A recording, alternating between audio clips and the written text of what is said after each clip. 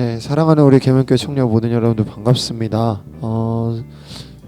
날짜가 여러분들 수요일이죠. 네, 수요일 오전에 날이 생각보다 좀 쌀쌀합니다. 아침에는 기온이 낮고 오후에는 또 좀 높다고 하는 것 같아요. 그래서 제가 지금 보기엔 제 핸드폰은 지금 3도라고 하고요. 뭐 다 다를 수 있는 하여튼 그런 상황이니까 여러분들도 좀 옷을 여러 겹 입고 그냥 이렇게 벗어서 들고 다니든지 하는 게 어떻게 여러분 건강에 좋지 않을까 싶습니다. 왜냐면 이게 감기를 하여튼 주의해야 되니까 하여튼 오늘 하루도 여러분들 화이팅이고 바로 말씀 한번 좀 보도록 합시다. 일단 열왕기상 8에서 10장인데 좀 3장이니까 집중해서 여러분 읽어보면 좋겠고요. 내용을 여러분이 좀 살펴보시면 솔로몬 왕이 이제 성전을 다 짓고 하나님께 봉헌하는 장면부터 시작이 됩니다. 여러분 이 장면이 좀 담고 있는 의미를 좀 잘 생각해 봐야 하는데 성전은 말 그대로 제가 어제도 얘기했다시피 하나님의 임재의 상징이었습니다. 그러니까 솔로몬이 뭐라고 표현을 하는지를 잘 보면은 좋겠는데 8장에 보면 하나님 하늘에 있는 하늘들이나 어떤 것으로도 하나님의 집을 삼기엔 부족합니다.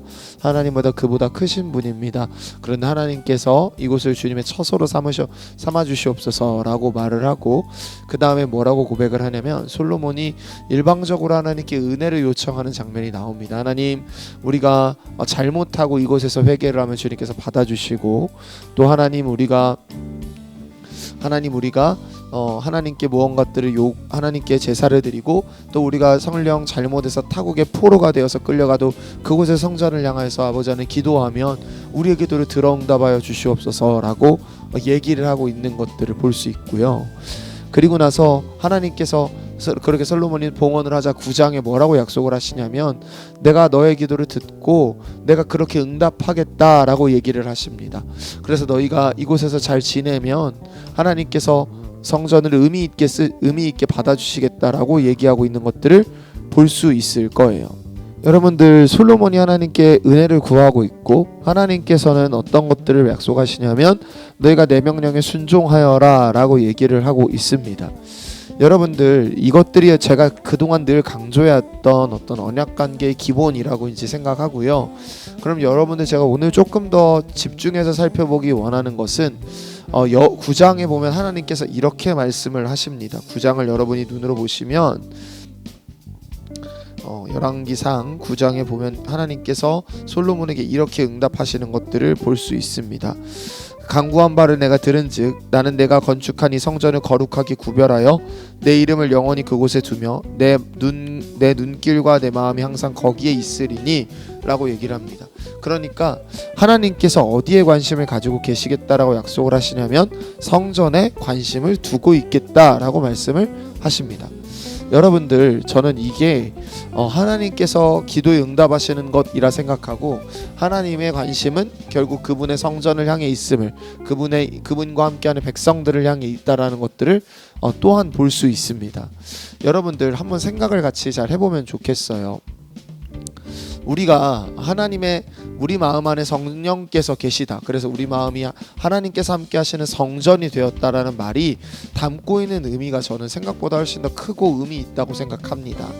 마찬가지로 저는 하나님께서 우리에게 우리가 생각하는 것보다 훨씬 더 큰 관심을 가지고 있을 것이라고 생각을 합니다. 그러니까 하나님께서 때로는 이제는 영원히 멸망하지 않을 성전으로 우리를 그리스도와 접붙임 받은 사람으로 삼으셨고 성령께서는 우리 마음같이 더럽고 연약한 곳을 임재의 장소로 삼으시며 우리 마음 안에 떠나지 않고 함께 하시고 우리를 위하여 간구하신다는 겁니다. 그러니까 여러분들 하나님의 관심이 우리에게 있다라는 것 고린도전서의 말씀처럼 성전으로 삼으신 우리에게 하나님의 관심이 있다라는 것을 우리가 좀 염두하고 알아둘 필요가 있는 것 같습니다. 그리고 그럴 때에만 우리가 하나님께 좀 더 집중하고 하나님께 돌이킬 수 있는 힘이 저는 거기서부터 나온다 생각해요. 그러니까 여전히 하나님의 관심이 끊어지지 않고 여전히 하나님의 사랑이 끊어지지 않는다는 약속 때문에 이스라엘은 끊임없이 성전에서 회개를 드릴 수 있었었고요.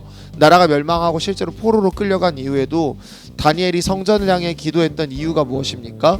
하나님의 때 회복을 기대했기 때문인 것이지요. 그리고 하나님의 약속대로 회복하셨습니다. 우리도 마찬가지 아닐까요? 우리가 하나님과의 맺은 언약 관계를 가볍게 여기고 소홀히 여겨서 떠날 때가 얼마나 많습니까? 그런데 하나님께서 성전인 우리가 주님의 이름을 부르고 할 때 우리 마음 안에 계신 성령께서는 우리의 기도를 들으십니다. 왜냐하면 우리에게 관심을 가지시고 계시기 때문이죠. 자, 그 다음 장면에 보게 되면 솔로몬이 많은 지혜를 가지고 있는 것들을 봅니다. 저와 여왕이 와서 그를 시험하고자 하고 그가 명성보다 훨씬 더 많은 지혜를 가지고 있다는 것들을 보게 됩니다.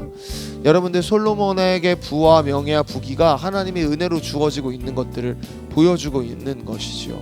저는 솔로몬이 인생에서 하나님의 은혜로 높아졌음을 그가 실감하고 있는 현장이라고 생각합니다. 그러니까 여러분들, 우리가 살아가는 날 동안에 하나님이 우리에게 순적하게 흘러가시게 하는 시간 동안 우리가 배워야 되는 것들이 있다고 생각해요. 그러니까 잘 되고 있을 때가 있어요. 우리 인생이 평안할 때가 있고, 이 정도면 다 됐지라고 말할 만한 때도 분명히 있습니다. 어떻게 인생이 늘 고통스럽기만 하겠어요. 하나님이 우리 삶 가운데 하나님이 주시는 평안과 위로와 어떤 하나님이 산과 같이 허락하시는 순간들이 다 있습니다. 그런데 그때가 허락된 이유는 그때를 즐기고 그때를 누리는 것만에 있는 것은 아니라 생각합니다. 당연히 그래야죠. 하나님이 복을 허락하신 것들을 전도서의 말씀처럼 누리는 게 잘못됐다라고 말하고 싶지 않아요. 그런데 그런 것들의 깊은 곳에 하나님께서 더 깊게 하시고 싶은 진짜 이야기는 어떤 것이냐면, 제가 생각하기에는 하나님이 그 안에서 진짜 하고 싶으신 이야기는 다른 게 아니라 하나님께서 진짜로 우리 가운데 하시고 싶은 이야기는 은혜로 채우고 있으니 은혜의 힘을 기억하고 감사해 달라라는 것 아닐까 싶습니다. 여러분들, 은혜로 우리 삶을 채우신 하나님을 기억하고 은혜로 오늘 하루도 좀 잘 누리는 것들이 있으면 좋겠어요. 그러니까 하나님께서 여러분에게 허락하신 삶의 그 질서들, 패턴들 안에서 하나님을 누릴 수 있는 몸들 누려봤으면 좋겠습니다. 그러니까 하나님이 좋은 날씨를 주셨어요. 그러면 이렇게 너무 사무실에만 있거나 너무 학교 교실에만 있지 마시고 나가서 여유가 없는 상황이라 할지라도 좀 한두 바퀴 걸으면서 이렇게 하나님께서 내게 허락하신 은혜들을 좀 생각해보고 감사해보고 하는 하루가 되었으면 좋겠습니다. 그럴 때 하나님께서 우리를 또 이렇게 은혜로 또 만지시는 작업들이 시작됩니다. 그래서 제가 요즘 기도하는 건데, 여러분의 마음이 굳지 않았으면 좋겠어요. 여러분이 여러분의 죄악, 여러분의 생각만으로 딱딱하게 굳어진 마음들이 성전인 여러분이 예수님을 부를 때 회복될 것이고, 또 하나님의 은혜로 허락하신 삶의 여러 반경들을 누릴 때 회복될 거라 믿습니다. 그렇게 나아갈 수 있는 여러분과 우리 모두가 될 수 있기를 주님의 이름으로 축복합니다. 기도할까요? 하나님, 오늘 하루 동안 우리 청년들이 누려야 될 것들이 누리도록 도우시고, 감사함에 나아가야 될 부분들 속에서 감사를 누리도록 인도하소서. 아버지께서 우리 청년들 위해 함께 하시고 도우시고 인도하실 것 믿고 감사드리며, 저들의 삶을 은혜로 채우신 우리 주님께 감사드리며 예수님의 이름으로 기도했습니다. 아멘.